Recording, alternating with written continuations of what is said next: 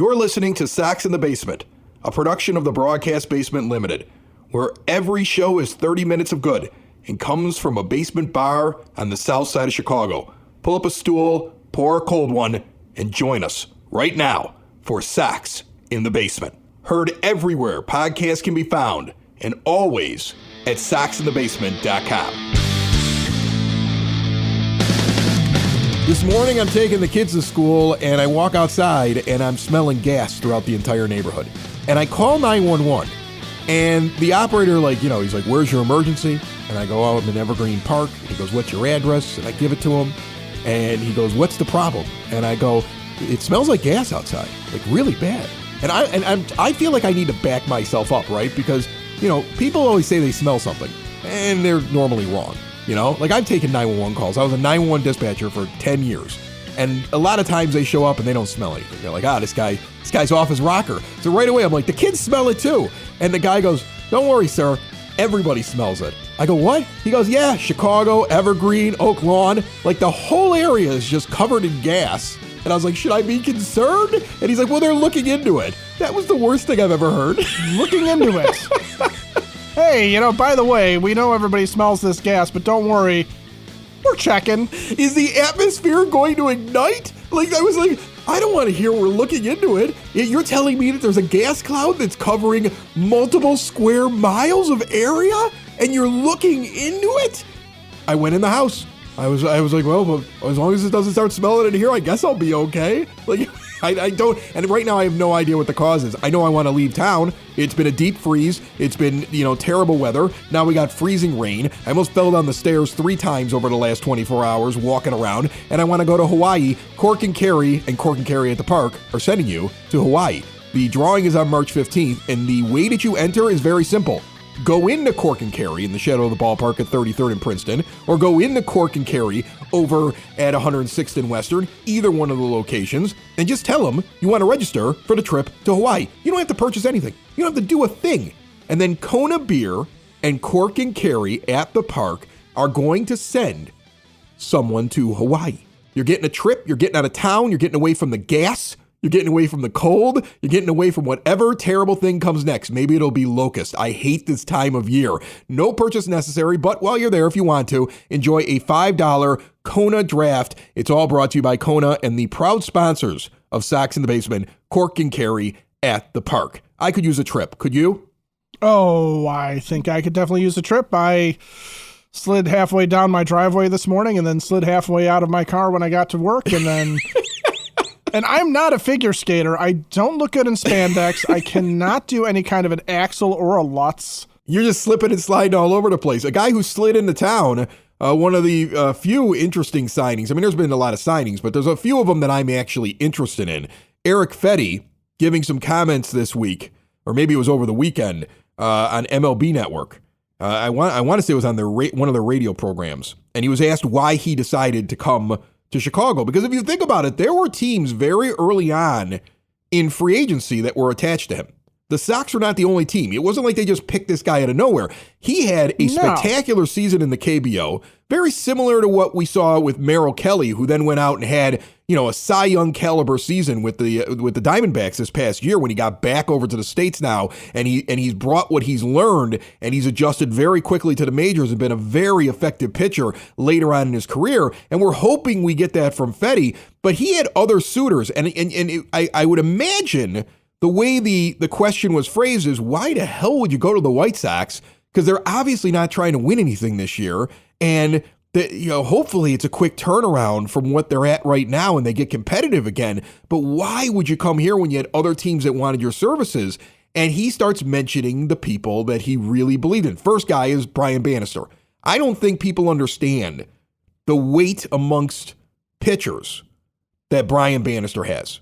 I mean, he starts speaking so highly of him and starts talking about how he wants to pitch with this guy because of the way that he makes pitchers better.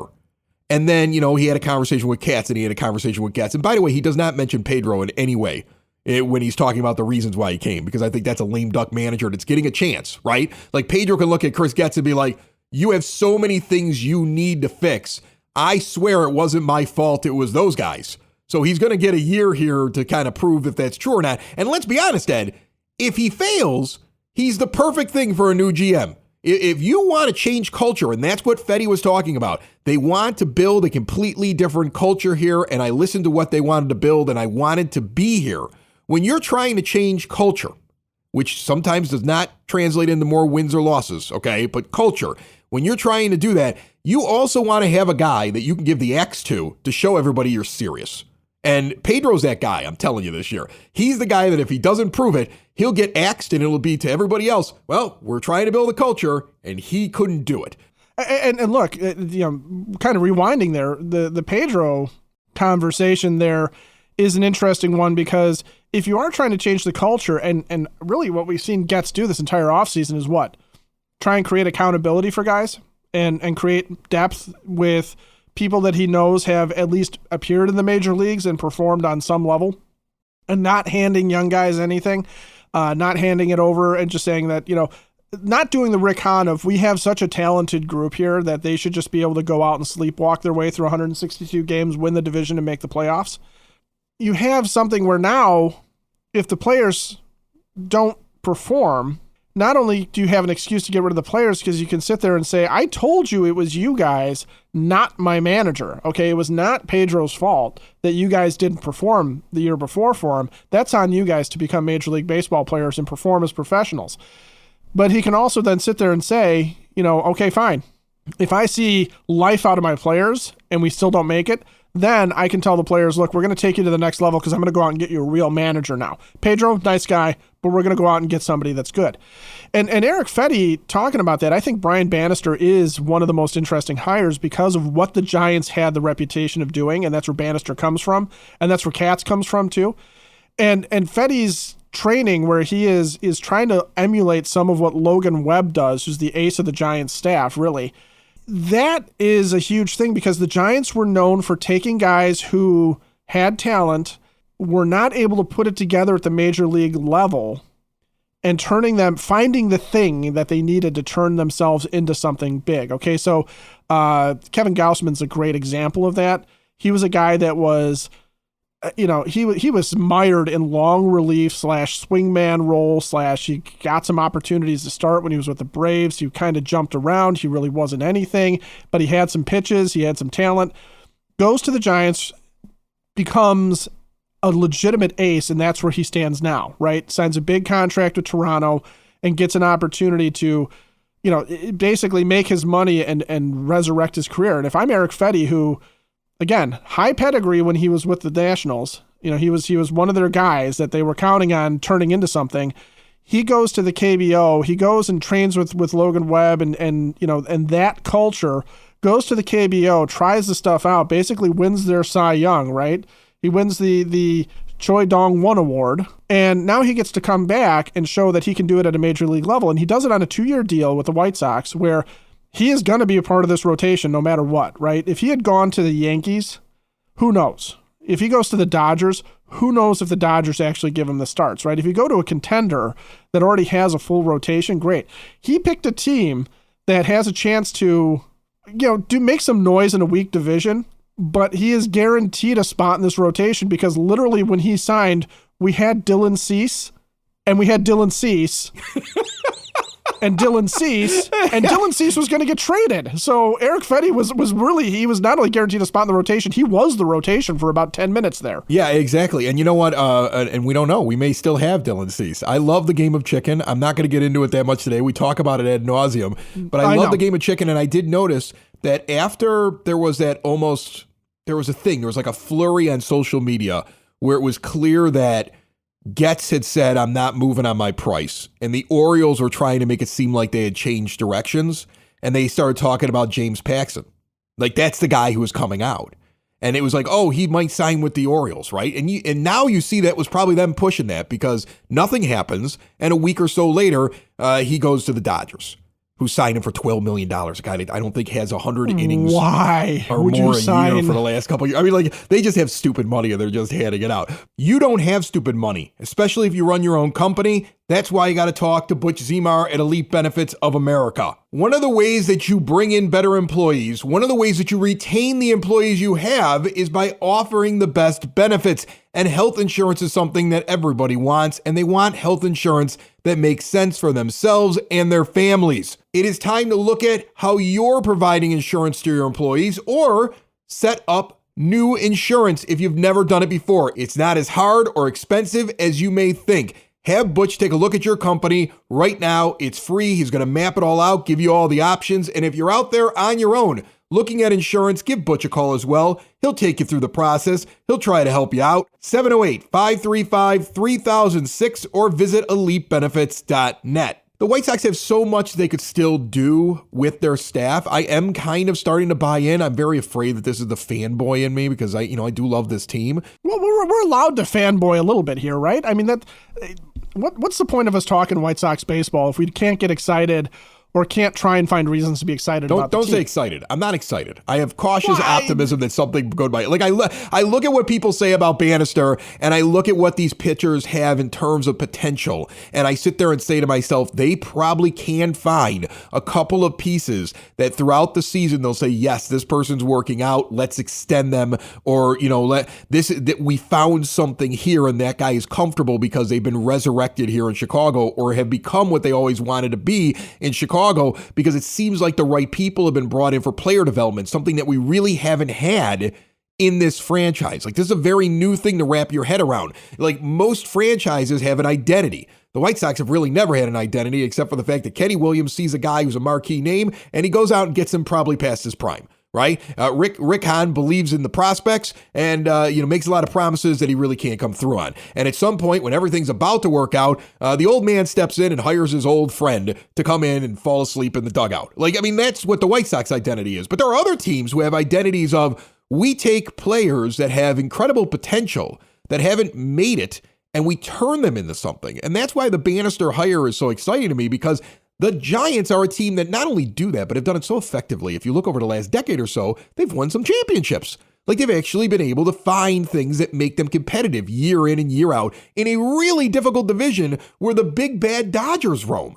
And where the Padres were going absolutely insane with their payroll, the way that they were handling things. And they just sit there and are like, yeah, we're doing it our way, and we're finding things that we can use to be a very competitive, dangerous team. And so there's part of me that looks at all these pitchers as hodgepodge of pitchers, and I go, okay, look, Garrett Crochet is probably not going to be a starter. And if he is, he's not going to pitch very long, and I don't think he's really the answer, and they want to see whether or not he can be fixed. Okay, fine. But I look at Soroka and I look at Fedde and I go, these are two guys that very legitimately, under this group, looking at their track record coming in to take control of things with the White Sox, could grow something that we're going to sit around and say, wow, it's really nice. We got those two pieces here, and we were able to get Soroka to sign. Right? When he gets, because he's only got 1 year of control, and Fedde's on 2, but then we're going to turn around. We're going to extend him in the offseason and say, forget the 2 years. Let's push you out because you became something that we really liked. And we're starting to fill those holes. And let's be honest, this team could go out right now. There are so many free agents still available that you've built the base. You have the Nicky Lopez's and the Paul DeYoung sitting there being defensive and really nothing else in the middle of your infield, right? Being the placeholders in case you can find somebody that hasn't developed yet in the minors that slides into that role, or better yet, maybe go out and sign a legit player for those roles. You have your base, but there's so much sitting out there right now. So much sitting out there. I still believe, I look at Elvis Andrus is still sitting out there. There's a guy who plays defense who was worth like a 4 WAR or something over the last couple of years. I mean, I don't know if they want to bring him back, but they seem to love him. He didn't sign until spring training. I'm looking at what's available out there, and I'm saying you can grab a pitcher, you can get a right fielder, you can add to your team. I'm not saying you're winning a division, but I don't know if you're a 100-loss team, and you have the payroll flexibility right now. When I look at what the White Sox have, according to SpotTrack right now, the total salary, if they take the pre-arbitration salaries, they figure out their retained salaries, deferred salaries, they got them listed as a projected total payroll of $131 million. They can be bigger than that. They can spend more than that. They can add players. And I think that they will add players. I think they're literally sitting back for 2 reasons. One, they want to see who gets panicky because they still don't have a chair yet and the music's about to end and we're getting to pitchers and catchers and there's so many free agents out there that somebody will actually come and sign the 1 year prove it deal or agree to the terms that they've already offered and that guy's looking for something better and the Sox may end up being the better offer. And two, will the Orioles finally blink and do the thing that actually they should be doing? That any expert who looks at it says, why wouldn't a team that's trying to win right now go out and get seats for the next 2 years at that price, especially when their penny-pinching owner isn't going to give them the ability to play with the big boys in the sandbox, and they actually make the trade and you acquire a right fielder? I don't think they're done yet. I understand the frustration, though. Yeah, and there is no talk around the White Sox about something sexy like Blake Snell or Bellinger. Yeah, but would you give Blake Snell what Boros is asking for? He wants like $200 million. Are you kidding me? That guy isn't worth that. He can't pitch past the sixth inning most times. No, and that's part of this too, is that Blake Snell, he's made a name for himself because he's had success. There's no doubt about it. He's a talented pitcher, but I wouldn't give him $200 million right now because he's not a reliable guy necessarily. And by the way, that's what Dylan Cease is going to be asking for because that's his agent, and the two of them are so comparable, it's not even funny. Most national media is saying, who would you rather have? And they argue over it because of how similar they are in terms of their skill set.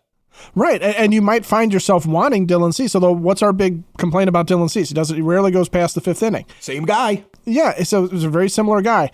And, when you look at somebody like Bellinger, you sit there and go, okay, well, how would he look? He's an excellent defensive outfielder, right?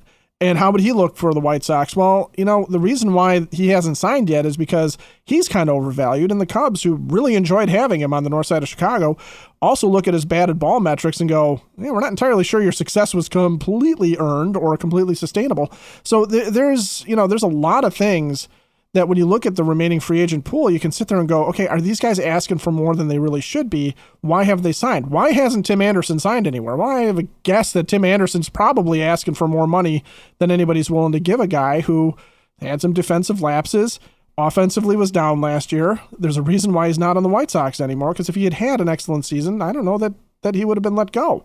So there's always questions, but yeah, as we get closer to it, one of the things that guys are going to be looking at is what Erick Fedde said about the White Sox.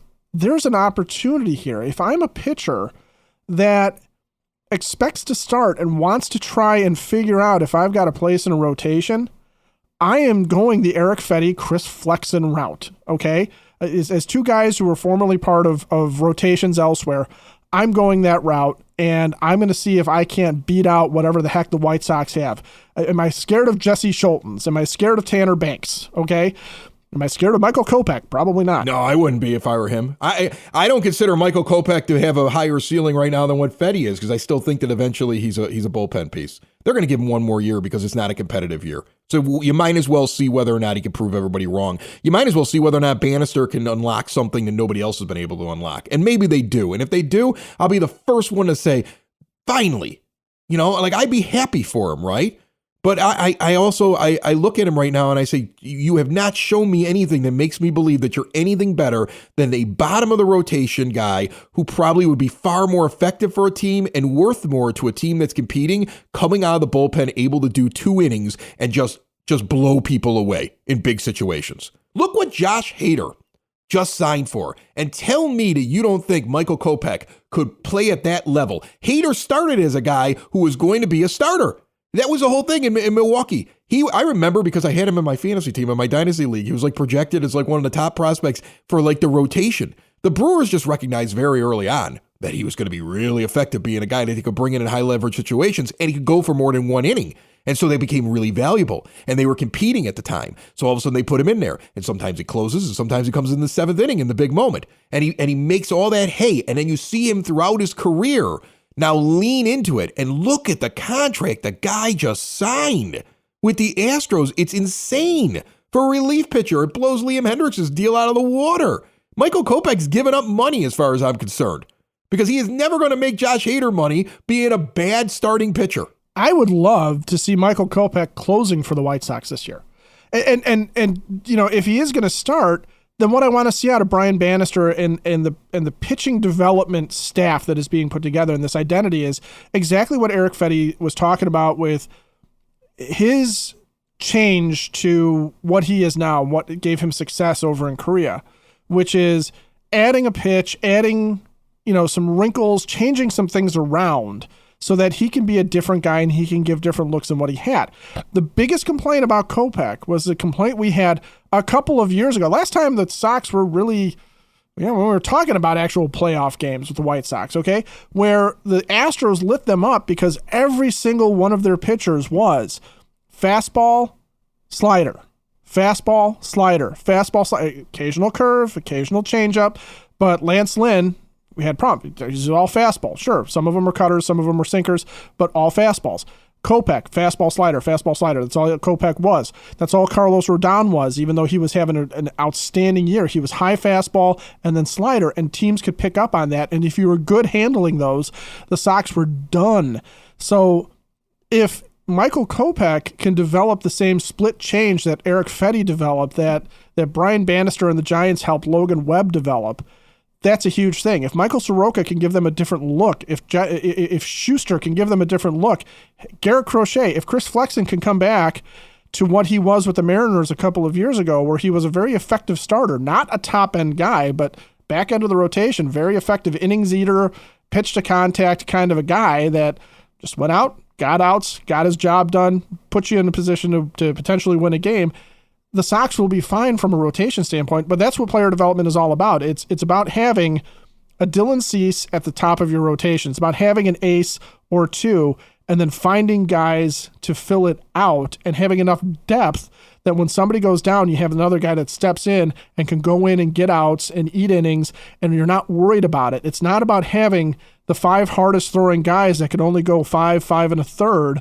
and then turning it over to a very expensive bullpen that you wear out to the point where there's arm injuries left and right. Exactly. That's got to stop. Sox in the Basement has a brand new marketplace over at soxinthebasement.com, powered by Vouch, supporting small business and entrepreneurs. We're going to be adding to this little by little, but I'm looking for places that have interesting stories that you just can't get anywhere. Let me introduce you to Split Rock Coffee, now available in the store at soxinthebasement.com. It is veteran owned. Actually, 2 disabled veterans started this coffee shop, and the coffee supports disabled veterans. So you drink coffee, and it's for a good cause. A 10-ounce bag of the dark roast, the medium roast, whatever you like, just around $15, and their 2-pound whole bean bag is right around $20. They also have a cold brew coffee special package and much more. It is available right now in the Sox in the Basement store, powered by Vouch.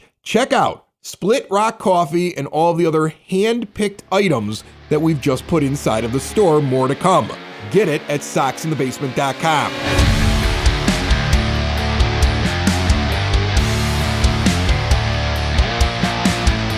I want to just go back to the Kopech thing just for a quick second here, because, I feel like I want to make sure that it's very clear, because maybe somebody that has Michael Kopech's ear will actually listen to it and say, wait a minute, that's a good point. Probably not, but maybe they'll say that. Hader got 5 years and $95 million. $19 million a year. And I look at some of the guys right now who I would compare to a Michael Kopech, who have accomplished far more, like James Paxton. We just talked about him, right? That's a guy who's injured a lot, but he's had a little bit more success, right? And a team gave him $12 million. Michael Kopech is not getting $19 million over 5 years as a starter. In fact, I don't think at any point in his career he's ever going to get himself to anywhere near that point. And again, it goes back to the idea that the guy somewhere stubbornly in his brain believes he can do this. And I'm sorry, at some point we all have, just like a player at a certain level goes to the next level and says, wait a minute, I'm just not good enough at this level, right? You were very successful and very hyped, but there's got to be a point where you start to say, wait a minute, I would be really good in the bullpen. Dennis Eckersley became a Hall of Famer and one of the greatest closers in history after being a failed starter. Actually, that's kind of unfair to him. He was really good in his 20s. He put up some really good metrics and had bad luck with wins and losses, but he gets into his 30s. He's had a couple of seasons that aren't that good. He could have been stubborn and hung in there. He converts to being a closer, Hall of Famer. He was not a Hall of Famer, anything close to it, prior to that decision. I know there are guys who are completely failed starters. Mariano Rivera. Right. And it's right there for him. There's been so much, and Getz sees it. Getz has already made comments since he got into the GM chair about how good he looks coming out of the bullpen. I really feel that this team wants him there. And they're dealing with a stubborn player. And that's one of the things that have always frustrated me about the White Sox, and something I would like to see Chris Getz and company change, that the team under the last regime allowed players to pout and force their way into things that didn't make any logical sense. And I point right at Eloy Jimenez with the being angry that he was a DH. But it was the right move. Okay, an oft-injured player who's not that good defensively in the first place being moved into the DH role is the right move. And there was all this hemming and hawing and trying to keep him happy. The same thing with Tim Anderson. We watched Tim Anderson get used by, a former player who was doing a morning show on MLB Network that gets brought in to run the national team, right? And that guy's able to tell Tim Anderson, you're better as a second baseman. And he listens to him, but when he's over here, unable to field his position very well. I'm sorry. He goes back there behind third base. He's not making that play. Bobbles the ball constantly. His throws are always offline. His whole thing was the fact that he had to hit 300 or better to justify standing at short and being a below average defender. And he was able to justify it. And the moment he couldn't justify it, you saw the holes in his game. And that's why he's sitting out there right now. That's why Tim Anderson, who everybody was shocked that the White Sox didn't tender and that they paid out. Here's a guy who's an all-star. Here's a guy who ran around the bases during the corn game out there in Iowa. Here's a guy who was like the beloved player coming off the bench that Mark DeRosa was like, oh my goodness, we're so lucky to have Tim Anderson, but he was playing him at second base. And TA so stubbornly wanted to be the leadoff hitter when he hadn't earned it last year. And so stubbornly, it felt as though the White Sox couldn't move him. Right? Another team is going to have to convince him to do it. There's a reason he's still sitting out there. Okay? And some of these players, I mean, that's been a thing amongst the White Sox. I'm sorry. There's too many guys who just aren't humble enough. Okay? It's not just one guy. I'm not just picking on one. I've mentioned 3 guys already who aren't humble enough to realize that they would help their team more, and they would probably improve their stock as a player if they could admit to themselves that they're just not at the level to do the thing that they want to do. And I think every athlete suffers from it. Just like a high school athlete can't understand why he can't make the varsity team. It's the same thing. It's just happening at a higher level. And the Sox have always allowed it to fester and actually influence decisions on their team. And that's what I want to not see happen anymore. And so far, I feel like it's possible it won't happen anymore. But I am looking at how they handle Kopech, and I am looking to hear what Eloy Jimenez says this year. If they go out and actually get a right fielder like they should, are we going to be listening to him saying, but I want to be out in the field? And will they be placating him this year, or will it be different? Well, and that goes back to Getz trying to create accountability amongst players instead of just blaming the coaching staff or blaming, whatever external factors. Okay. If you're going to be accountable as a player, then that you have to understand what your strengths and weaknesses are and where it is exactly that you fit into this thing. So Michael Kopech might need to sit there and say at some point, you're right. He might need to sit there and say, look, there's no closer on this team. There's no anointed closer. So I would love to start, but if I got to go out there and come in to close out games, and I can come in and just throw as hard as I can and throw that wicked, nasty slider. I mean, he still has a nasty slider. I mean, his stuff is still ungodly when he's right. But if he comes out and he becomes a premium closer in the game, he's going to have a tremendous amount of value. If he comes out and just doesn't get it done as a starter again, his career might as well be over at that point because no one's going to give him another chance. And, as far as Eloy Jimenez is concerned, he's got a job to do. He's got to be able to hit. And because he's not going to be upper echelon defensively ever in his career. I don't care how hard the guy works. It's just some guys have it, some guys don't. And at some point, you look at these guys, they're no longer young. They're no longer up-and-comers necessarily. This is when they were supposed to be in their prime, okay? We're not talking about a bunch of 23-year-old rookies anymore. It's been a few years. All of these guys kind of are what they are to a certain degree, and I know it's maybe not fair to say that they don't have anything left that they can prove or that they can't get better, and I'm not saying that, but you're right. Why should we even be talking about Eloy Jimenez in the field at this point? Because we know it's not a good idea and it's not going to happen. So if he can't handle it, then that's the situation where you sit there and go, maybe we're not getting the value we need off of him because the trade market for a guy like that is pretty thin. But if somebody's willing to offer us something, if Eloy Jimenez is a problem because he's complaining, then Eloy Jimenez needs to go. Okay, if if somebody's not performing, then they need to go. And it doesn't matter what their pedigree was, what their hype was coming into the White Sox. It's just a question of whether or not they're accountable. And if Getz is really doing what it looks like he's doing by creating a base, by creating depth, okay, by creating competition, by not giving Oscar Colas the nod in right field right away, by not anointing anybody, it's one of those things where you have an opportunity at least to sit there and say as a new GM, I'm going to purge the mistakes of my predecessor. And one of the big mistakes of Rick Hahn and Kenny Williams was hubris with those guys. It was always, they were the smartest guys in the room. Their players were the best. Nothing was ever wrong in White Sox land with those two in charge. And if Chris Getz has any shred of accountability in himself, any shred of professionalism as a GM, he is going to put the White Sox in a position where he can sit there and say to a player, I don't need you anymore because you're not doing what's best for my team and you're not listening to me and you're not going to grow into what I can use you for. Bye-bye. Sox in the basement. Sox in the basement. Sox in the basement. Sox in the Basement. Heard everywhere podcasts can be found and always on soxinthebasement.com.